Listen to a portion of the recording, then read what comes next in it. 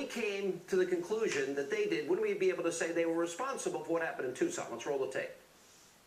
So, Michelle, slit your wrist. Go ahead. Why not? If you want to, or you know, do it. It's all a better thing. Move that knife up about 2 feet. You know what I mean?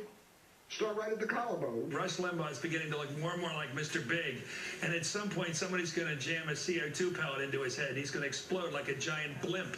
The Republican Party needs to be executed. Rush Limbaugh needs to choke to death on his own fat. The Republican Party needs to be beheaded.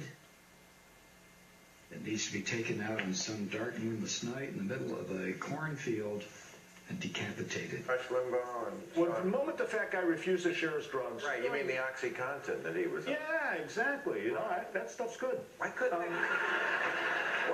he croak from it instead of Heath Ledger? You damn right Dick Cheney's heart's a political football. We ought to rip it out and kick it around and stuff it back in him. Now, I don't blame anybody, except the person responsible, Brent, but if we took this rhetoric and said, well, wait a minute, this guy was a radical left-wing atheist, skull-worshipping, communist manifesto reader, wouldn't that be, isn't that the same argument they're making?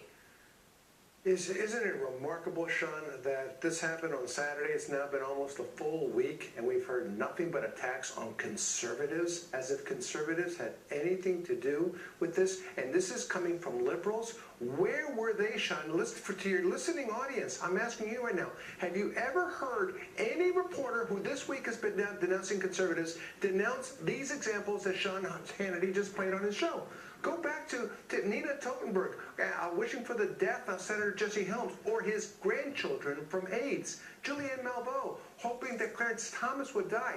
Just last night on The Tonight Show, Bill Maher, after saying that the NRA should be called the assassin lobby, said conservatives want to kill liberals. That's the language of the left, folks. Conservatives don't talk this way, yet they're attacking us for something we have nothing to do with. Not only that, if we did talk this way, I'd be fired. Let's be honest.